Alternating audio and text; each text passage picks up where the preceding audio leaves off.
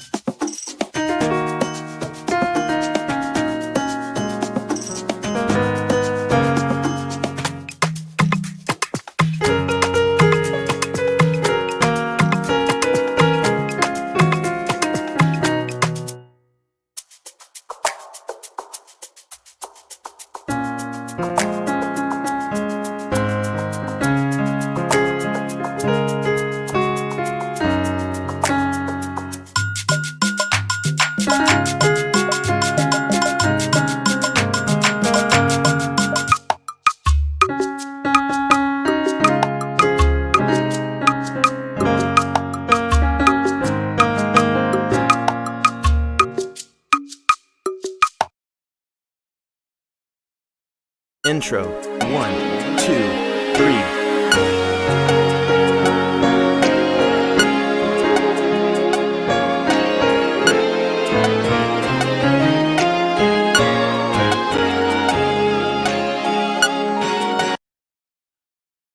So that is a quick preview. So we want to get started properly.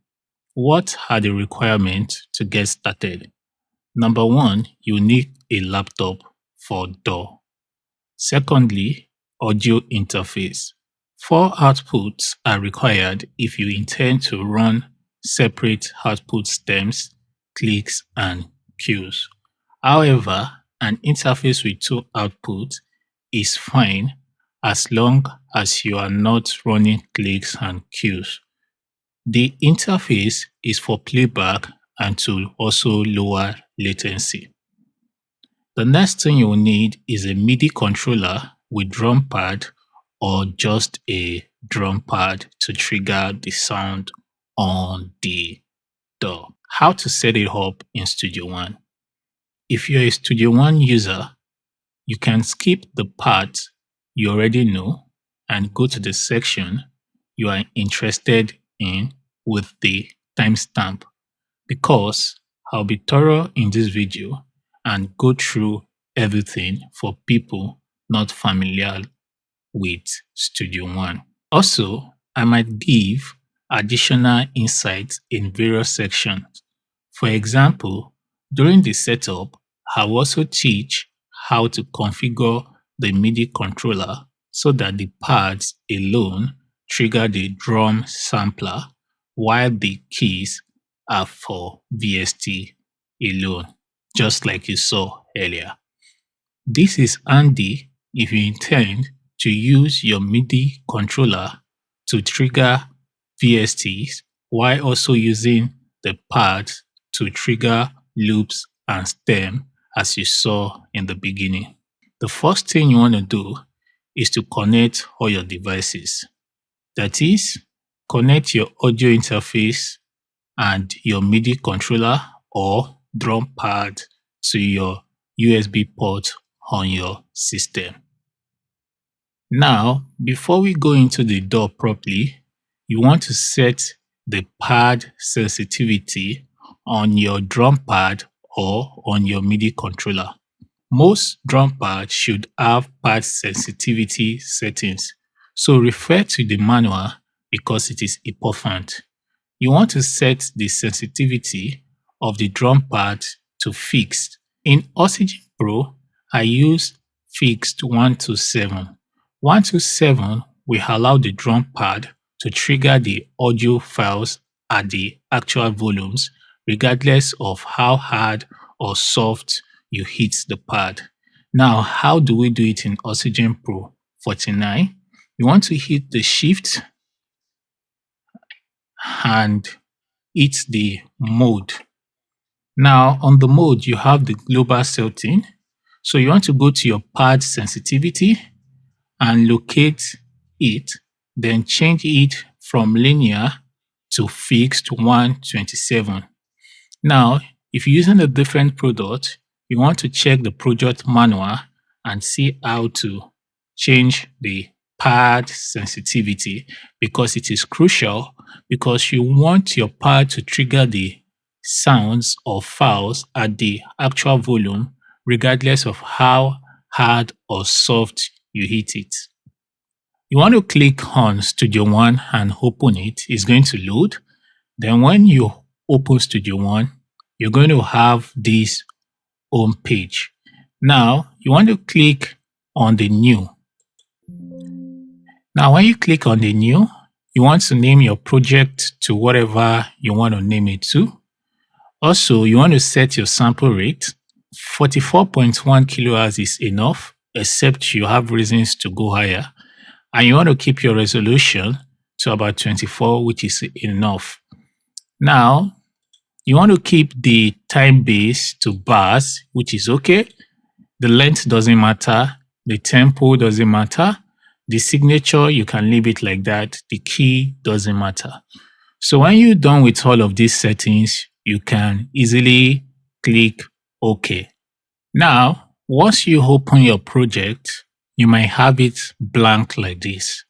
Now, before we proceed to other things, there are some settings you want to do for your audio interface and also your MIDI controller. To access these settings, you want to click on Studio One, then click on Options.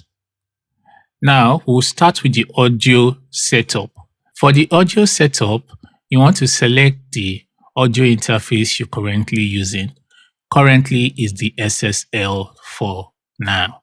So the next thing is that you want to select your block size or your buffer size. So you want to keep it as minimal as possible, in which 128 most times works fine.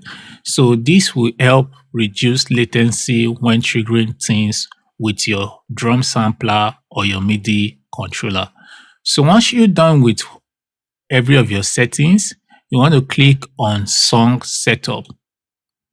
Now, when you come to Song Setup, if you're using your interface for live program, there will be no business between you and your inputs. What your concern should be majorly is your output. But if you have every need to configure this, please do. Now, going to the output settings, this is where you want to make some changes. Now, currently, your main 1 and 2 is your left and right. That is your main output in which you want to send your stems and your loops to. Now, if you have a 4 output interface, you can also route your click and your cue to individual outputs like the 3 and 4. Now, how do you add any output? Now, this has already been added for your click and your cue. But let's say you don't have it added and you want to add a mono output for your click and cue. Just hit on the add mono here. It's going to name it as sub 1. Then you can double click to rename. So you can rename this as click. Now you want to route it to output 3. So you want to put this box here. Then you want to do that for your cues also. So you want to rename this as Q. And you want to select these outputs here. Now let's say you added something that you don't need. You can just click on it and hit remove, and that will fix this. Now you can also have audition to be set to other output, but you want to leave it as main and 1 and 2, which is okay. Also, you can decide to add a stereo output. Let's say you have something else you want to send out with stereo output instead of click and cues. You can add it here. So you can see, so you can just select it here as stereo output. But most times your click and cues will be in mono. Once you're done with all of that, you want to hit the apply, then OK. If you do not hit the apply and OK, your settings will not be saved. Now, whatever settings you've done is peculiar to this project. Now, if you want to make it your default setup, you can hit on make default setup. So regardless of whichever project you open, you will have this setup here. But I won't be applying and saving it because I already have it done already. The next part is configuring the MIDI controller or drum pad in Studio One. To do this, you want to go to Studio One again, go to Options, and go to External Devices this time. Now, I already have some MIDI controllers here currently, but I'll be showing you how to do it again. It's important to note that this settings applies to both drum pads and MIDI controllers with drum pad. However, if you're using just drum pad, setup 1 is all you need. Also refer to your product manual if additional settings are required. So let's begin with setup 1. So you want to click on the Add. Now, when you click on the Add, the device model will be new keyboard. So you can change the name of the keyboard here. So you can just click on it and change it to whatever you feel you can recognize. If you have an MLDO MIDI, change the name there. So in this case, you can just say Pro 49, for example. Then the next thing that is important is the receive from. Without this being set, your MIDI is not going to send any data. So you want to select your MIDI controller connected as the receive from. In this case, Pro 49. Now, because I have some of these settings done already, it will give you this prompt. So I will just say OK. Now you want to leave the send to. For the MIDI channels, all will be selected by default. But if peradventure all is not selected, you can just click on all like this. It's going to deselect all and all again, and it's going to select all again. Now, once you're done with your settings, you want to hit OK. Now, this setup, it will be good if you're using your MIDI controller or your drum pad just for triggering samples in Studio One sampler. If you are not using it for that alone, there's another setup you need to do. So this next setup is a setup I did that allowed me to trigger sound from VST with the keys and sound from the sampler with the pad independently. Now, this might vary from MIDI to MIDI, so consult your MIDI manual if there are any other settings that is required. In Oxygen Pro 49, there are two modes, which is the DAW mode and the preset mode. So currently, I will switch to the preset mode. To switch to the preset mode, you just have to hit the preset button. In M-Audio MIDI preset mode, the drum pad is sent to channel 10, while the keys is sent to channel 1 and 2. Once you have confirmed the channels your keys and pad sends data from your manual, you can then come back here and click on Add. Now, these settings remains almost the same, but there are a few changes you want to take note. On your device name, you want to put something like Pro 49 keys only. So this means that anytime you select this MIDI, it's only going to transmit data for the keys alone, which will be on channel 1 and 2. Now, what you want to do is to select all again, then select just 1 and 2. Then from the receive from, you want to also select Pro 49. Don't worry about whatever notification is sent to you. Now, with this, your keys is only going to trigger for just VST because your pad sound is linked to channel 10. So just set it up this way. So once you're done, you click OK. Now, you will repeat the same process for your pads. Your pad sends MIDI data in the preset mode on this keyboard to channel 10. So what you want to do is to just come here, click all again to deselect all and select channel 10. This time around, you want to change the name to pads only. So once you're done with all of that, you want to click OK. So currently I already have this set up, so I won't need to do all of that again. So once you're done, you come back to this page and hit OK. So how do you open the drum sampler in Studio One up? Now, if you're a Studio One user for the first time, you just want to click on the Browse tab here below, click on Instrument. Then currently it might not be opened like this. So you want to locate Presonus and open Impact. Now, once you see Impact, click, hold, and drag to the track segment by the left. So if you want to close it, you can just hit this. So you can also search for Impact ST and drag. So this is the search icon here. You might not see it, so you can just click on search, then search Impact. So you can now then drag from here to the track segment also. So that's another way you can also open the drum sampler in Studio One. So once you're done, you can click this browse section to close that tab. Now let's go over some controls and setup of the plugin in the track segment before we open the plugin properly. You want to set Studio One view mode first of all to medium if it's in another mode like normal or tiny to see all the controls of the plugin in the track segment. So if this is like this, tiny, you cannot see other controls. So you want to set it to medium so that you could see all these other settings we want to look into. The first important setting is to select the MIDI input for the plugin.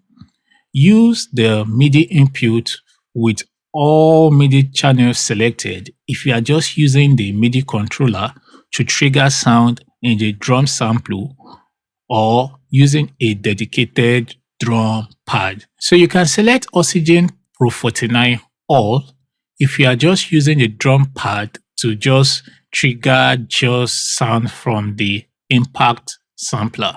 However, if you are using the MIDI controller for both VST and sampler, select the MIDI input for pads only for the drum sampler and MIDI input for the keys only for VST. So in this case, I will just select for pads only. So if I'm to bring in another VST sound, I will select for keys only. So this is only going to make the pad trigger sound in the sampler. Another important setting is the monitoring. Make sure you select it because without it, you won't hear any sound from the MIDI. So let me press the MIDI even though there's no sound connected and see what happens in this box. So you can see that yellow activity meter. Now if I switch off the monitoring, you won't see anything. The mute and the solo is self-explanatory, same as the record. You harm the record if you want to record something. In this case, it will not be that relevant or even relevant at all. Now, before we open the sampler itself and go into much more details, you must have done the following. You must have prepared your loops. It could be 4-bar loops or long loops. It depends on what you have at your disposal. Also, you want to have your stem, clicks, and cues ready if you will need them. In most cases, stems are just enough. Studio One also uses wave format and converts MP3 to wave, which means if you have a 60-minute MP3, you might need to be patient for Studio One to convert it for you when you import it. I know long wave files can be very, very heavy. So, however, it's best you bounce shorter wave files for loops and bring it into Studio One. Also, make sure that your tempo information is always included in every of your files and in the titles.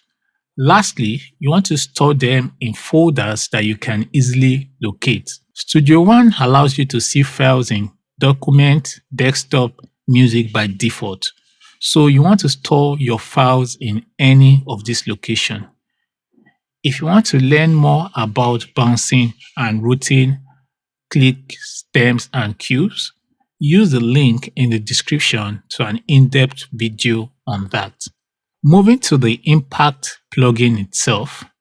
To open the plugin, click on the keyboard icon again, then you will see the plugin here.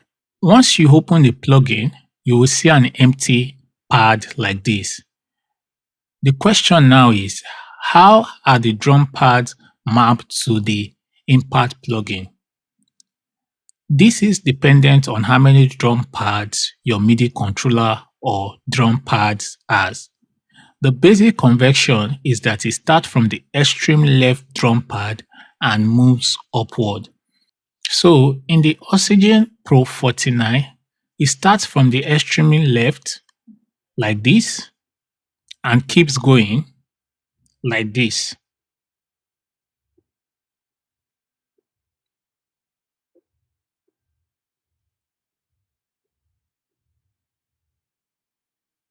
On a 4x4 grid drum sampler or MIDI controller with 4x4 grid pads, it is much more easier to visualize. Also, refer to your product manual if additional or different settings are required. How do you import loops, stems, and cues into this Impact sampler? To do that is very, very simple. All you have to do is to click on this Browse tab again, then click on Files, not Instrument this time, and locate your files for the loops and the cues you want to use in this drum sampler.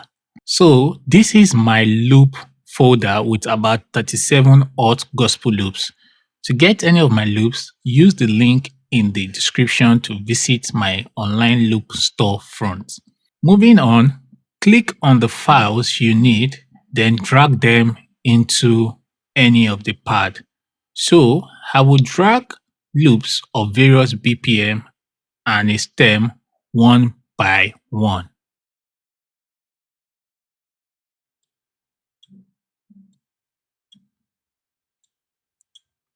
So you can see the files are in any of these pads. So if I press anyone, you will hear it playing to show that it's working. So that is just how to drag files into the sampler the simplest way. The next thing is, how do you drag multiple files into the drum sampler to fit into various sampler on the Impact? Select the files while you're holding Control. For example, if it's far away from each other, you could just select any one like this randomly.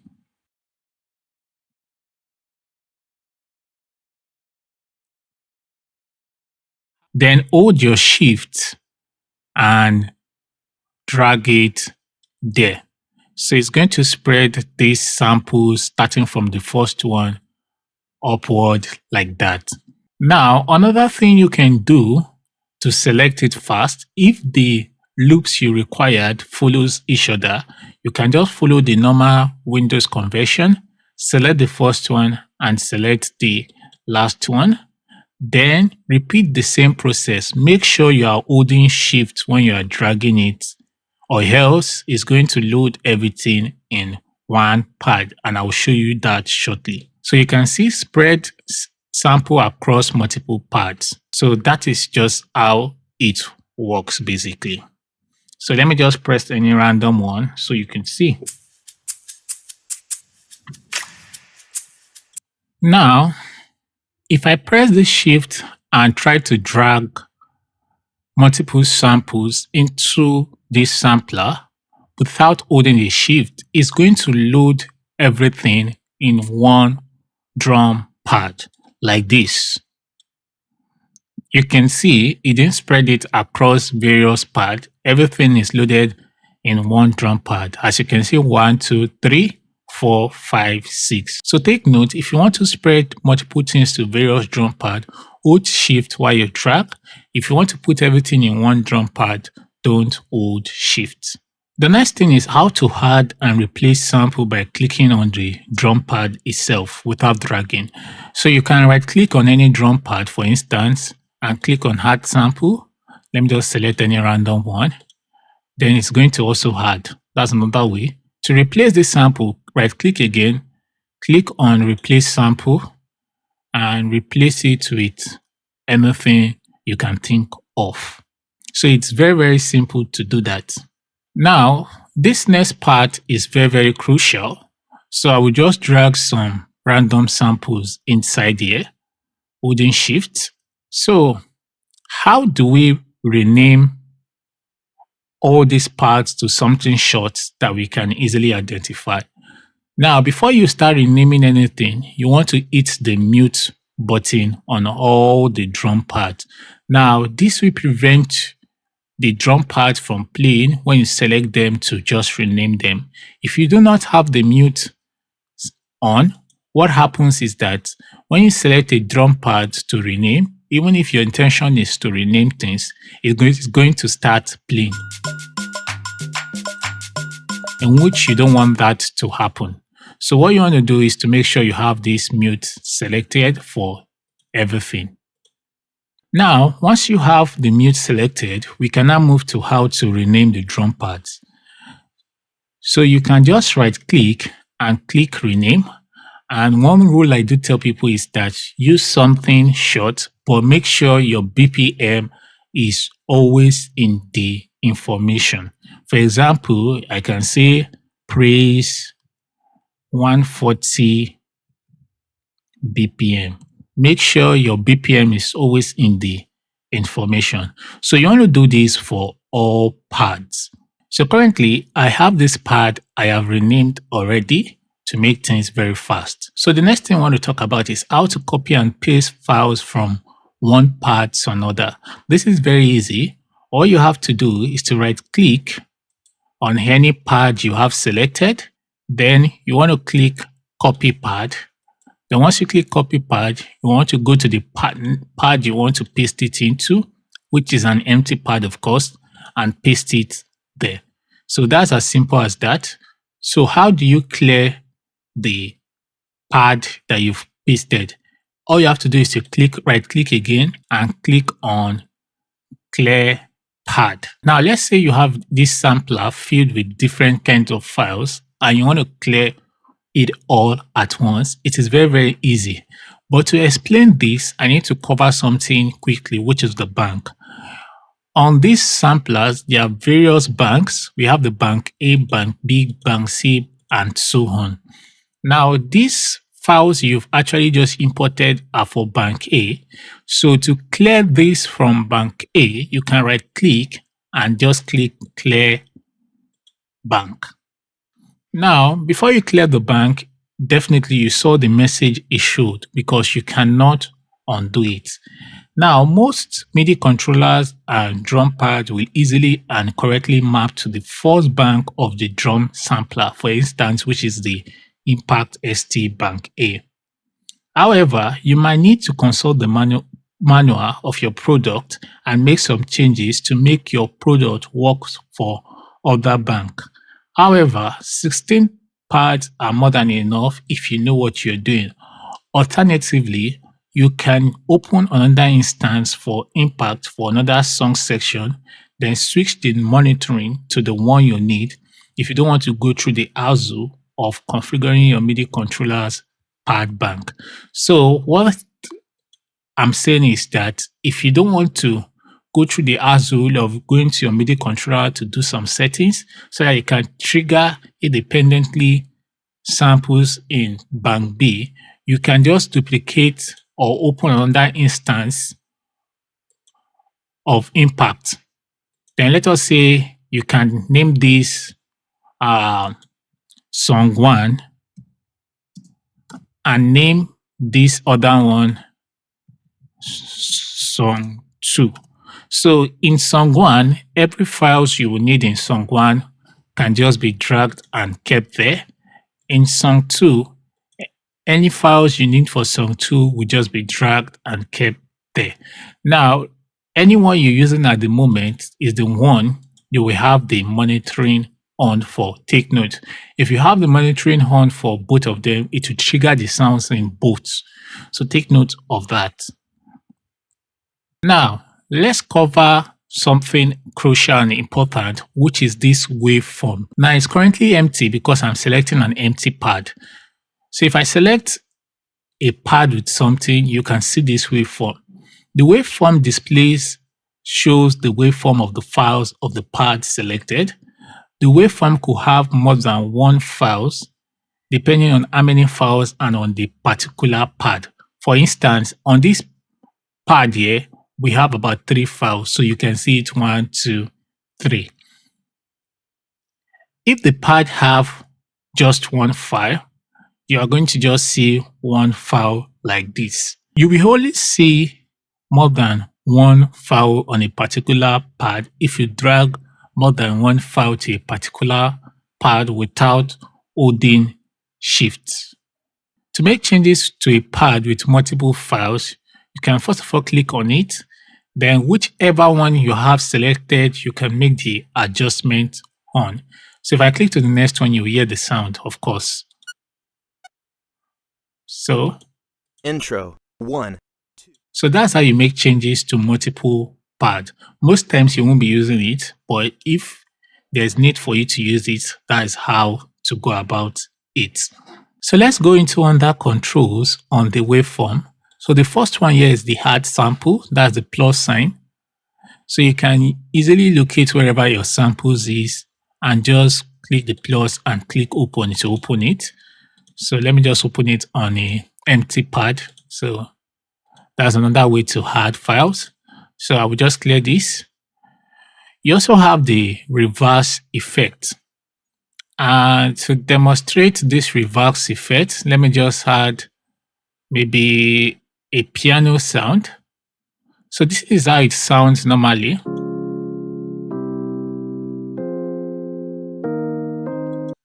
Now, if I hit reverse, see what happens.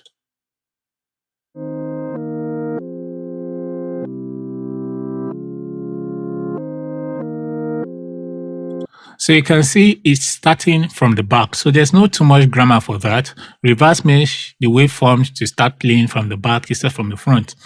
So if you need to use effect, you can just drag in the effect instead of having to use this reverse here. Now this normalize allows you to boost the amplitude of the sample that is quite low and can be handy if the amplitude of the sample on a particular pad is low. So in this case, you can see this is not so loud. So what I did was to put the normalize, which made it louder and bring it up. However, there's something you must take note when using the normalize feature. It's best if you use it on mono signal source, so it doesn't mess up with the dynamics of a complete mix by bringing the quiet part up. Note, it is very, very important to master your loops and stems properly, so you don't have to go through any of this stress. So the next feature is the load next and previous sample in the folder. Currently, I have this 16 order selected. So if I click the next one, it's going to move to the next one. The sound has changed to 17, 18, and it keeps going just like that. So this is good for auditioning files quickly if you don't want to go through this point. So, but I don't see any reason why you want to use it. But if you need it, you can use it that way. So the last thing I want to talk about is this start point and end point. So you can easily to adjust where your sample starts from and where it ends. So you can just play around with it. But most times you'll have exported your samples correctly that you won't need to do this. Also, you have the zoom feature here. So you can zoom things well to see where you're cutting or where you're adjusting. So earlier, you will notice that when I adjusted these sliders here, the end point and the start point was changing this information. So you could also change it by clicking on it and dragging it down, but this is faster. So I just want to emphasize that. So don't feel confused about that. Now, the next part I want to talk about is this part focus. Now, this part focus is useful because it allows this impact focus on whatever pad you are triggering. For example, if I'm on bank G and I trigger something on pad 1, it moves immediately to show me bank A. So that's what this pad focus does. So if it's not on, if I'm on bank G, if I press bank A, it's not going to switch. So you want to have this on. So back to bank A, this is the color selector. You can change the colors you want to see to anything if you're the kind of person that loves colors. So for me, I don't actually do mess with that. Also, you can change the name of whatever files here. If you don't want to right click and click rename, all you have to do is to double click, then you can make any edits to the name. Now, this first and second, I don't want to confuse you with it. It's basically the note that will trigger this pad. So this pad, most times the pads have been wired or configured to be C1, C1 sharp, and all of that. So it works C1, C1 sharp, D, D sharp, and all of that chromatically. So you don't want to mess around with these settings except you know what you're doing. So if you go to B, you have E2, F, and all of that as it goes like that. But most times you want to leave it this way. The next thing we'll explain is the trigger section. And this part is very, very crucial and you want to pay attention to it. The first mode we have is the one-shot mode. In the one-shot mode, trigger samples are played until they reach the end and stop. For example, if I'm to trigger this first part, listen to what happens and when it stops.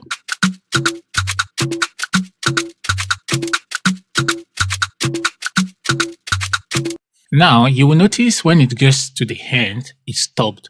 So, one-shot mode is good for long samples and it's also good for stems. You want your stems to be on one-shot mode so that once you trigger it, it plays till it gets to the end. Also, you can use your one-shot for effects like chimes, maybe during worship section. So as the worship is playing, you could just trigger it and create some nice, beautiful effect. Moving on to the next trigger mode is the loop. Now, this is used to loop short samples like 4 bars, causing them to play all over and all over again till you stop it. So let me show you example of how the loop mode works. Now, for the loop mode to work properly, you need to have this toggle on. Now, it's going to tell these files that you want it to keep looping till you press it again. So if I press it like this, see what happens.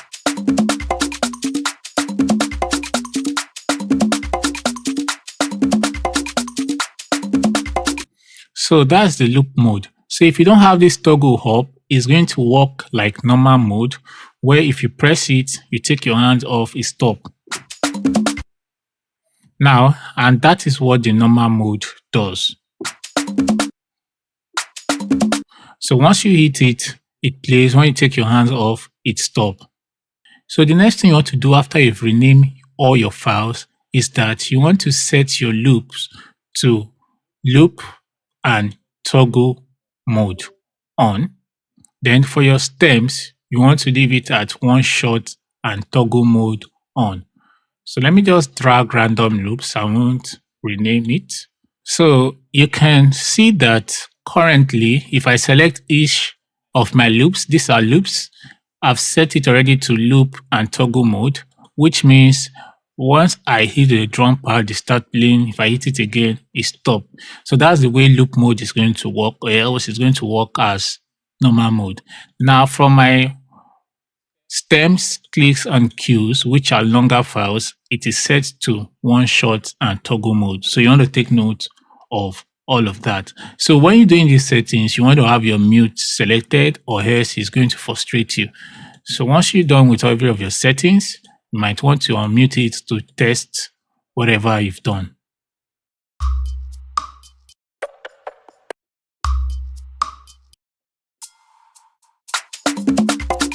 So you can see everything is working and functioning properly. So let me just test the one shots. Now you will notice because of the pad focus which is on, it's switching, showing me the waveform of the pad I have hit. So if I don't have this pad focus on, if I even hit something else, it will still remain on the wrong waveform. So you want to keep this pad focus on, is your best friend. Now, there are various ways to stop samples from playing on the drum sampler. I've covered the first one using toggle, which means you hit it, it starts, you hit it, it stops, which is the conventional way. Okay, the second way is to use the space bar on your laptop. So you can see it has stopped that. So you have to hit the space bar twice. I don't know how it works here, but on mine I have to hit it twice to stop it. Now, another way you can also do that is to use this all note off. So let's say you have so much rubbish like this. Once you hit the all note off, it switch everything off. So the toggle mode is for individual parts, while the all notes switch off everything, while the space bar, which will be your last resort, is going to stop everything generally, and something, whatever is playing on the arrangement view. So the next thing we'll be covering is the layer mode, and to explain it, I will drag some related files into one pad. For example, this project here, I will drag the drums and the pad and this piano support here. Now this time around, when I'm dragging it, I won't hold the shift. Now everything is on one drum pad. Now everything is on one pad. Now how it reacts will be determined by what mode you have here. Now if you're using velocity, depending on how hard you hit your drum pad will determine which of them is going to trigger. Now in this case, it might not work because we've actually changed our pad sensitivity from linear, which means depending on how you hit the pad, to something fixed. So regardless of how we hit this, it won't work. So let me just quickly make the changes back and show you how it works. So with my pad sensitivity set to linear, you will see what happens depending on how I hit this pad. It will determine what is going to trigger. So if I hit it soft, let me see. So you can see my sensitivity was about 38 and it triggered the drum. Around 127, it was triggering the. So that's what the layer mode does. So it will trigger the sound based on the velocity you're using to hit the pad. So let me change my pad settings back. So with my pad settings changed back, we'll go to the next layer mode, which is the round ribbon. So this one basically moves in circle from the first one to the second one to the third one and all of that and so on. So if I have the toggle on, this is how it's going to work. That's the pad. So because of the toggle that is on, if I press it, it's going to switch it off before it goes to the next one. But if the toggle is not there, it just moves.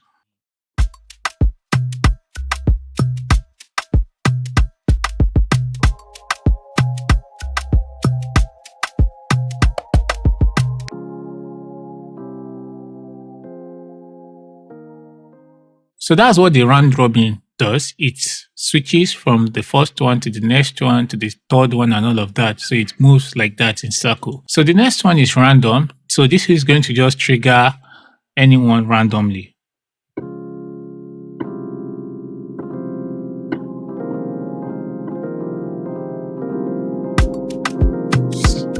So you can hear that disaster there. Now, so that's just random. It will trigger it randomly. And the most important one here is a stack. Now, this stack can be helpful and can be very, very helpful. Because now you can go to your loop and toggle mode.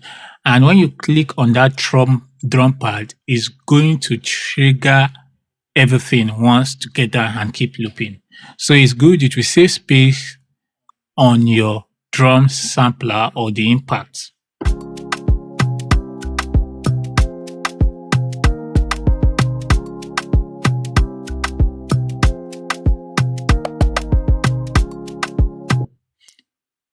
Now, for this to work properly, the files must be at the same tempo and properly sync, and it's best to use files from the same project. So take note of that. So this is where I was going to, the layer mode stack, using stack with the loop mode and toggle mode.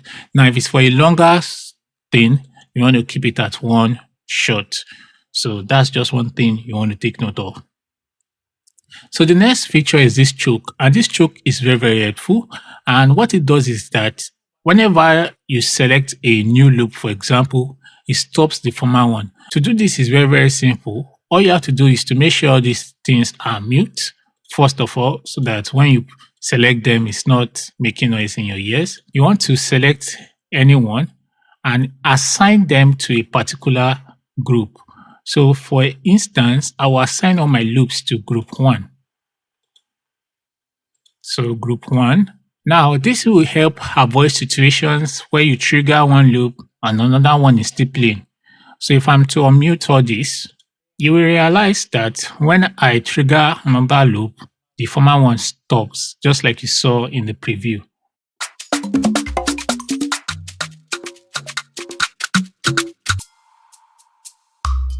Now, what you want to do now is that on whatever files or loops you've imported into your sampler, you want to assign all of them to a particular choke group, which will be very, very necessary.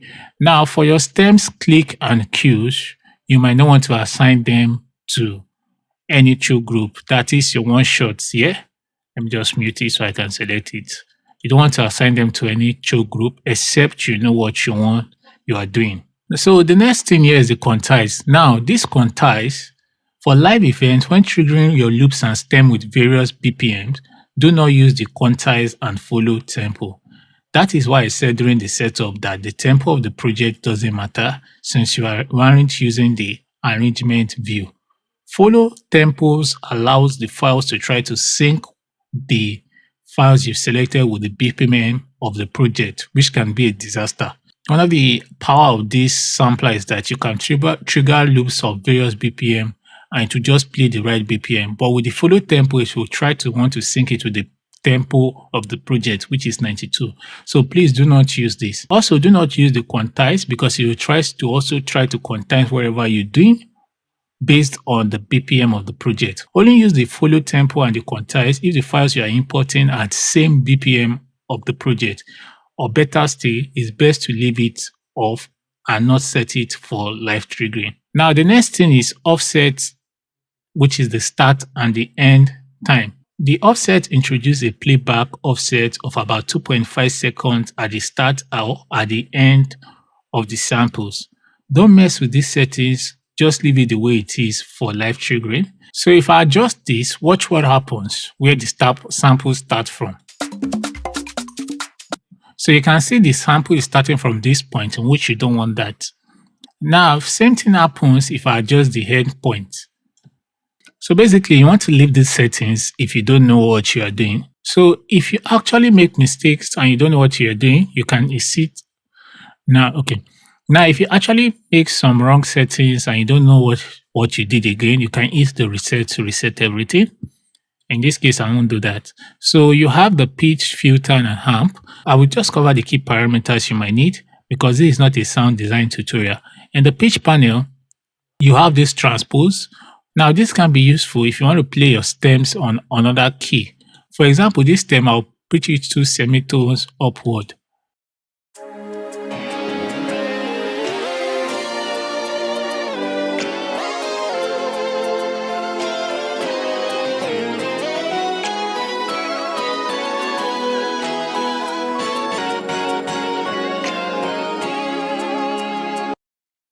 Now, don't do this for percussion loops. However, you can use it on stem if for some reasons the key of the stem isn't convenient for the artist. Lastly, don't go too crazy with this feature as it can affect the sound like you heard. Only use it when necessary and mildly. Don't mess with the other controls in the pitch panels or else you know what you're doing because you don't want to mess up your samples. So the velocity envelope tune, kindly leave it. The next panel is the filter panel. Don't make any adjustments here unless you know what you're doing. This is not a sound design. You just need to trigger sound that is already properly mixed and mastered. Now, the next thing is the amp. Now, for this amp section, the important feature is the gain, which add amplitude. However, be careful as it can introduce what is known as distortion. So listen as I turn up this, it gets louder. So if you're going to be using the amp feature, use it slightly. So it's preferable you use the amp for mix, general mix, and you can use the normalize feature for a mono signal, most especially better still like clicks and cues. But anything that has dynamics, you want to use the gain because it's just going to boost the volume without affecting the dynamics. So another feature here is the pan, in which you might not likely use because you'll be using a well mixed and mastered file. So the pan is just going to pan things left or right, as we all know.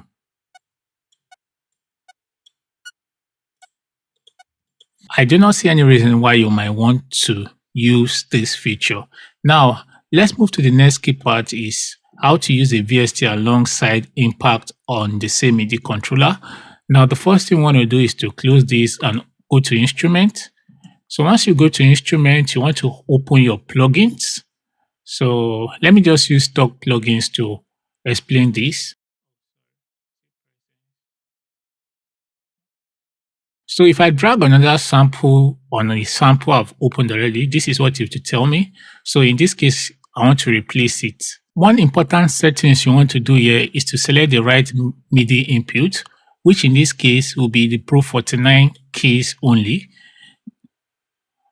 which we have configured earlier in the setup. So if you didn't watch that, you want to go back and go and watch it. Then we want to switch on the monitoring button. Now the drum pad will trigger the impact sound while the keys will trigger the VST. So let us try it out.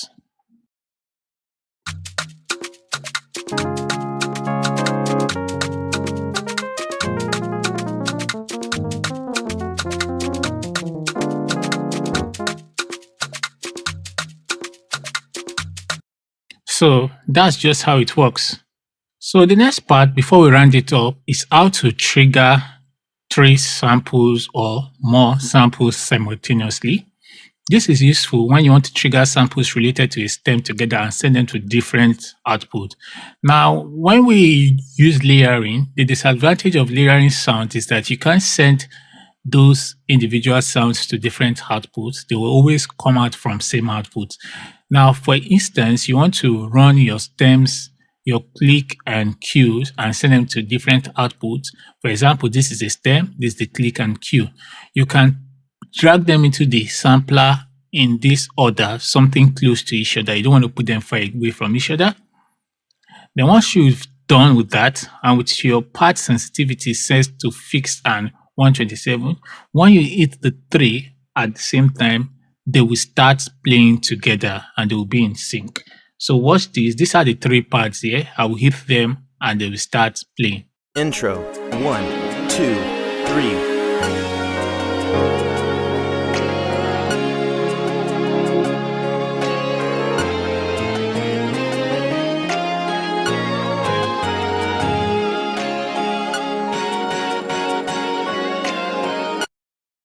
So that is one way to do this. So in between the song, if you decide to take out your click or your cue, you can also just Intro 1. take it out like that, as simple as that. So this was possible because we had the one shot and the toggle feature on. Please do not forget. The last part is how to send these various files to separate output. For example, you want your stems and your loops to always come out from the main output, which is most likely 1 in this case. Then you want your click to come out from output 3 and your cues to come out from output 4. So you click on these 2 icons here and you want to send this to mono 3 and send this to mono 4, just like that. Then once you're done with that, you want to just cancel this, cancel your browser and come to your mixer. Now you will notice we name them as impact 3 and impact 4. So to know which is which, if I click impact 3, which is the click that I've routed, you can see only that one is playing over here. Then 4, you hear the cue. Intro 1. So you can just come back here and rename this as click and need this as cue. So the next part is very, very crucial. You can see all of them is coming out from main 1 and main 2. And I actually did set it like that so that my sound card can capture whatever I'm doing from the click and the cue also. Now to assign them to their individual output so that the engineer can get them individually, you can just click on this main 1 and 2, select it for click, and come to the cue and select it for cue. Now this will be coming out from the 3 and 4 output on your interface, and we've done the settings earlier. So let's try out whatever we have here before we call it a day.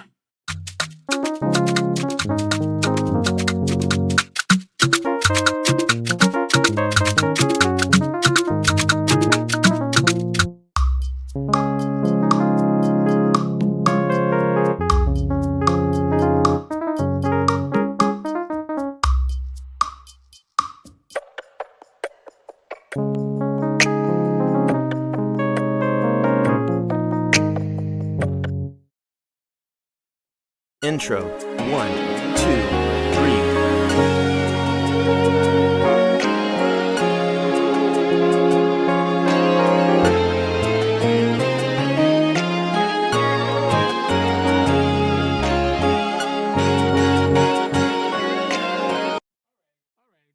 Thank you for watching this video. Don't forget to subscribe to our YouTube channel and use the link in the description to purchase our Gospel Loops bundle and other products.